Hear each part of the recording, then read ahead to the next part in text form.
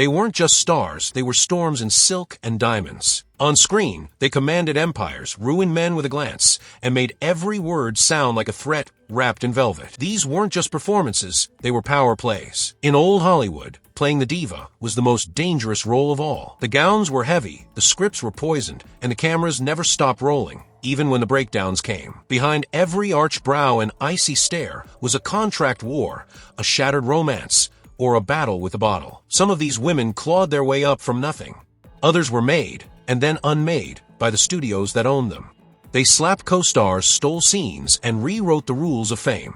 These 12 actresses didn't just play divas, they lived the chaos.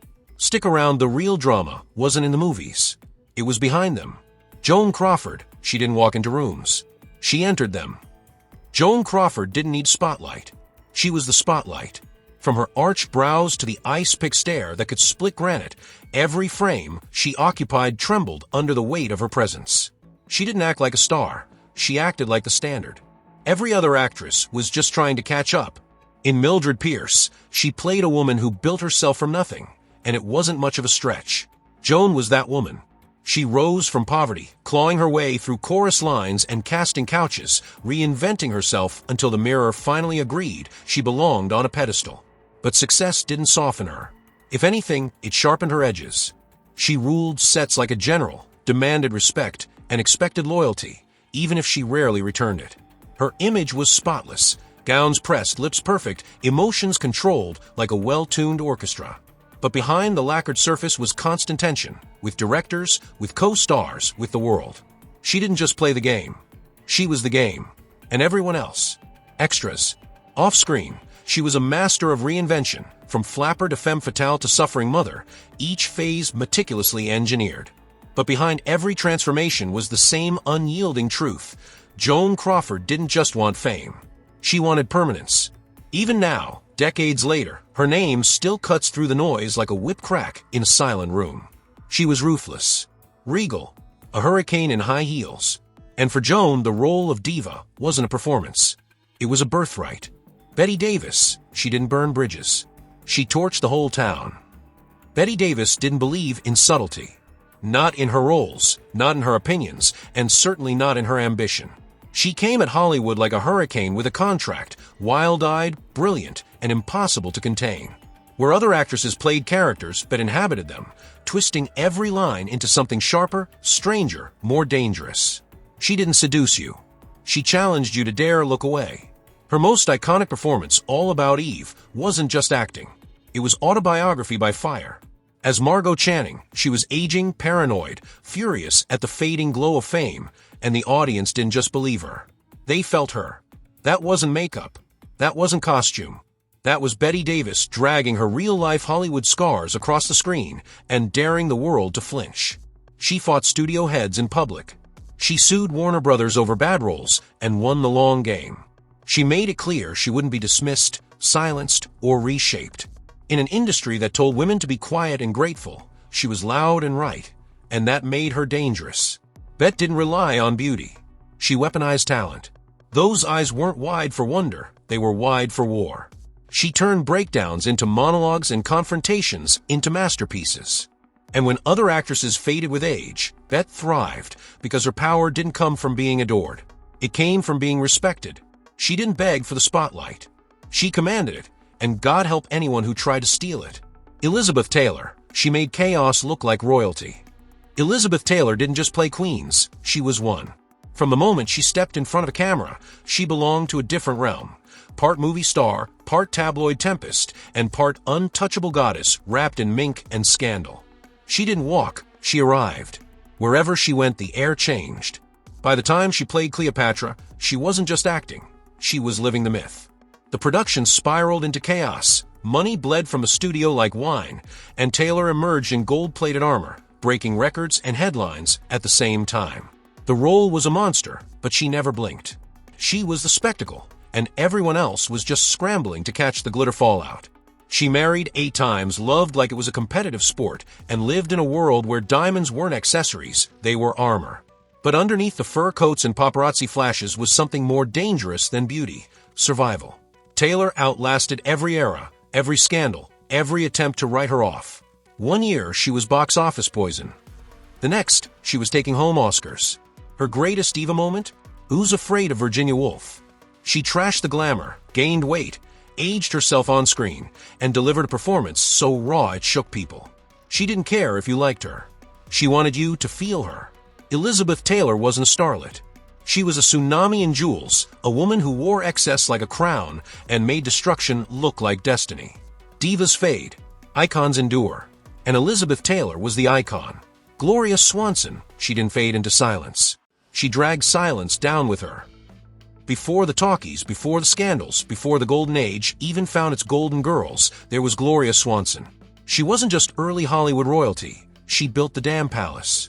With peacock feathers, turbans, and expressions that could level a man without a word, Swanson didn't act. She declared. By the 1920s, she was earning more than the president and dressing like Cleopatra on her day off. Her real life was a costume drama. Her homes were temples. Her lovers were headlines. But when the silent era died, so did everything she had built. Or so it seemed. Then came Sunset Boulevard. Swanson wasn't just cast, she was resurrected.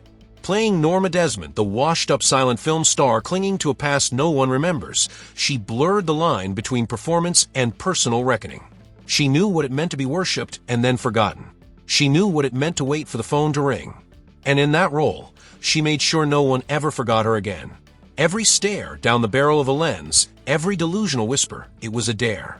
Not just to the audience, but to Hollywood itself. "Look at me," she said. "You tried to bury me. I brought the coffin." Gloria Swanson wasn't a relic. She was a revenant, back from the dead with lashes sharpened like knives. She didn't go quietly. She went iconic. And when she said, "I am big, it's the pictures that got small," she wasn't lying. She never got small. Marlene Dietrich, she didn't seduce. She commanded. Marlene Dietrich didn't just walk into a room. She bent physics. A silk suit, a cigarette, a single eyebrow raised, and suddenly the world was speaking in whispers. She was mystery incarnate, with cheekbones carved from marble and a voice like velvet laced with arsenic. While others screamed for attention, Dietrich mastered silence. And somehow it was louder. From the Blue Angel to Shanghai Express, she played women who destroyed men without lifting a finger. But she wasn't just a femme fatale, she was the architect of her own myth. She dressed like a man, loved like she didn't owe anyone an explanation, and lit every set like a cathedral. Hollywood tried to tame her, define her, soften her edges. Instead, she turned the camera around and made it her mirror. Dietrich never broke down on screen. She didn't beg, didn't plead. Emotion for her was a weapon, cold, calculated, devastating. When she delivered a line, it wasn't for empathy. It was for impact. And when the scene ended, she didn't step out of character. There was no character. Just Dietrich, curated, deliberate, untouchable. Even her off-screen life was a work of precision. She cultivated rumors like orchids. Lovers? Perhaps. Affairs? Possibly. Proof? Never. She gave the public just enough to stay obsessed, and not one drop more. She was a diva not because she screamed the loudest, but because she never had to. Marlene Dietrich didn't follow the rules. She made them, then lit them on fire and watched, smiling, through a haze of smoke. Vivien Leigh. She smiled like a rose and hit like a hurricane. Vivien Leigh didn't just play complexity, she was complexity. Delicate in frame, regal in posture, and devastatingly beautiful, she could have coasted through a career on looks alone. But Vivien wasn't interested in being adored. She wanted to be taken seriously. And she paid for that ambition with everything she had. Her performance as Scarlett O'Hara in Gone with the Wind wasn't acting, it was war. She fought for that role with the same grit Scarlett fought for Tara. Thousands of actresses auditioned, but Leigh walked in with fire in her eyes and steel in her spine. She didn't ask for the role, she took it. And what she delivered wasn't just a Southern belle. It was a woman clawing her way through ruin, heartbreak, and survival, dressed in curtains covered in ash, and still somehow undefeated. Later, as Blanche DuBois in A Streetcar Named Desire, she cracked wide open on screen, fragile, haunted, unraveling by the frame. It was uncomfortable. It was fearless. It was unforgettable. And it mirrored something deeper. Vivien was pouring pieces of her real self into every role. She didn't draw a line between performance and reality. She let them bleed into each other.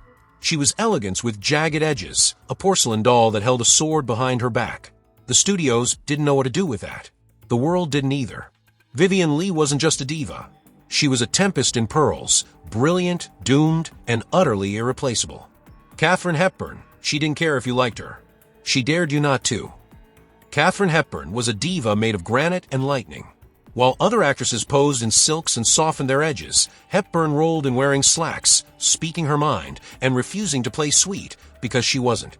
She didn't need charm. She had willpower, razor wit, and the kind of confidence that sent directors scrambling and audiences leaning forward. From A Philadelphia Story to The Lion in Winter, she played women who talked fast, hit hard, and never begged for approval. And the best part, she wasn't acting. Hepburn didn't pretend to be difficult. She was difficult, and gloriously so. She tore through Hollywood like she was allergic to obedience. Executives hated her. Critics called her box office poison. She just shrugged and kept going. The rules said she was too sharp, too boyish, too unconventional to be a star. So she rewrote the rules, bought her own scripts, shaped her own career, and collected for Oscars while she was at it. Still a record. She didn't soften with age, either. She hardened. By the time most actresses were being handed grandmother roles, Hepburn was battling Peter O'Toole for the throne of England. Off-screen, she was just as untamed. No glam squads. No studio-mandated romances. She refused to play the publicity game, lived on her own terms, and left the glittering nonsense to others. She wasn't about sparkle, she was about substance. Katharine Hepburn didn't play divas. She dismantled them and became something fiercer in their place. Greta Garbo, she vanished before anyone could touch her. Greta Garbo didn't need a crown. She wore invisibility like one. In an era obsessed with fame, she became a legend by walking away from it. And yet, no one ever stopped watching. On screen, she was ethereal, untouchable, half ghost, half goddess.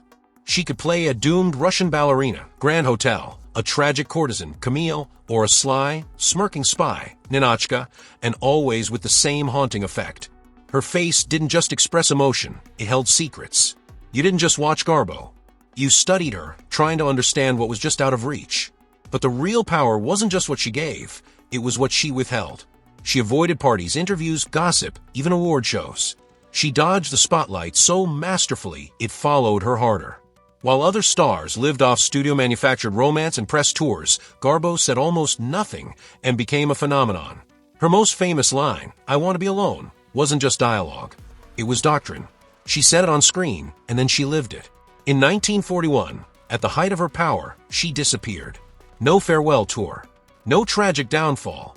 Just silence. And yet, her myth only grew. Garbo wasn't a diva in the traditional sense. No tantrums, no scandals, no public wars. But her absence was more commanding than most stars' presence. She made being unknowable into a career. Into a religion. Greta Garbo didn't just leave Hollywood. She haunted it. Lana Turner, she was discovered at a soda fountain. But nothing about her was sweet. Lana Turner was the studio system's dream and its cautionary tale. From the moment she was plucked off a stool at Schwab's Pharmacy, she was cast not as an actress, but as an idea, the perfect blend of innocence and sex. MGM dressed her in white, lit her like a goddess, and turned her into the original Sweater Girl. But what they created was not a doll.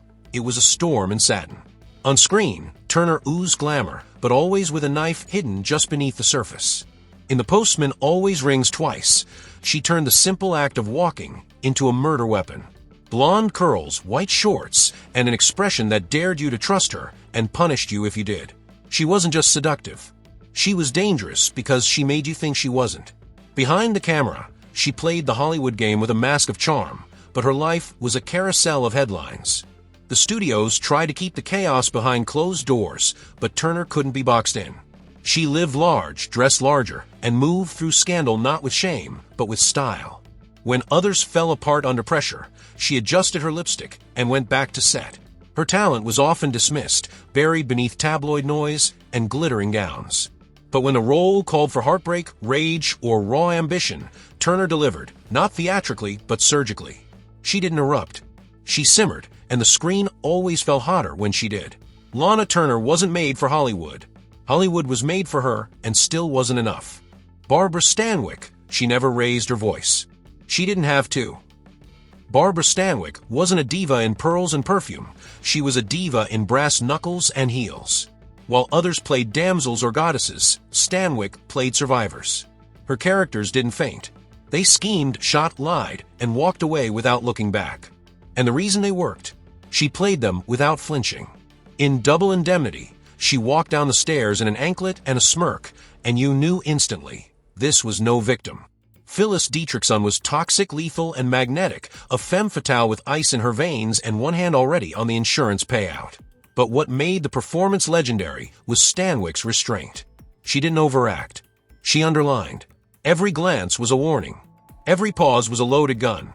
Stanwyck came up the hard way. No privileged background, no stage parents, no studio-crafted backstory. Orphaned young, she fought her way into vaudeville, then Hollywood, and never forgot the grit it took to get there. She treated acting like a job, not a fantasy. Punctual, prepared, professional. But beneath that work ethic was steel.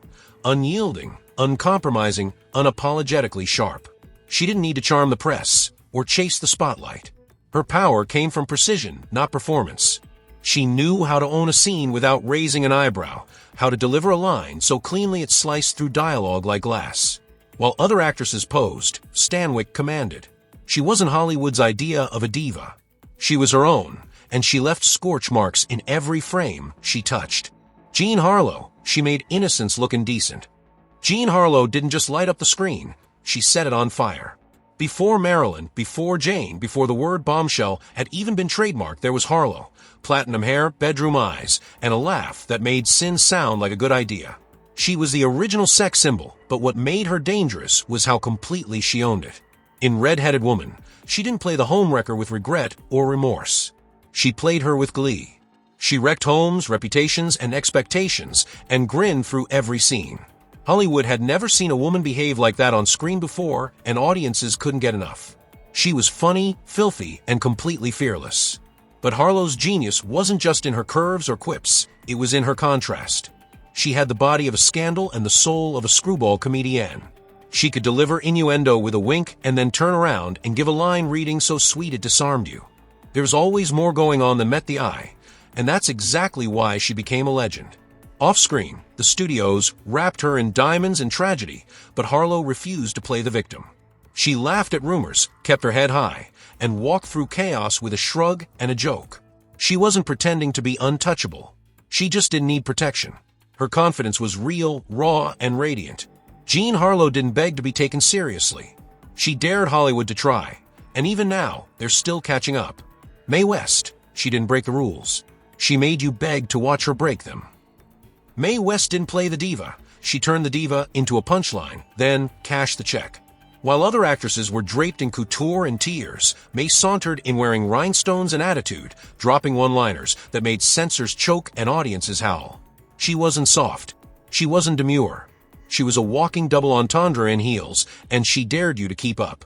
From her first moments on screen, she didn't seduce the camera, she challenged it.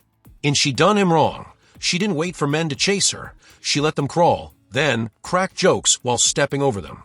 She wrote her own scripts, molded her own image, and laughed in the face of anyone who thought Hollywood should tame her. They couldn't. She knew too much, owned too much, and gave away just enough to stay dangerous. Mae West wasn't interested in being a role model. She was too busy being a riot. Her sexuality wasn't for sale, it was a weapon. While others were controlled by the studios, she built her career outside the system, dragging it behind her like a feathered train. When the Hays Code came down hard on Hollywood, Mae didn't change. She got smarter. Every line was a wink, every pause a scandal. And when they tried to write her off, she just got bigger. Literally. She returned decades later, still draped in sparkle, still cracking wise, still unbothered by the passage of time. Mae West didn't just break barriers. She made you laugh while she steamrolled them. These women weren't just stars, they were forces of nature.